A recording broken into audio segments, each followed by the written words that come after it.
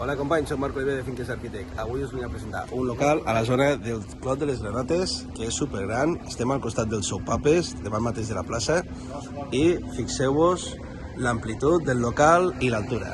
Tenim dos portes amb reixa, ròtol, il·luminació, aires acondicionats, instal·lació elèctrica, i el quadre allí falta una mica d'ampliació, però tenim la instal·lació parcial. Terra, falta pintar, però almenys les parets estan enguixades. Antes hi havia aquí tot un altell, unes estructures, però ara ja no hi són. I és un local de 400 metres quadrats. Estem parlant que es demana de lloguer amb possibilitat de comprar-lo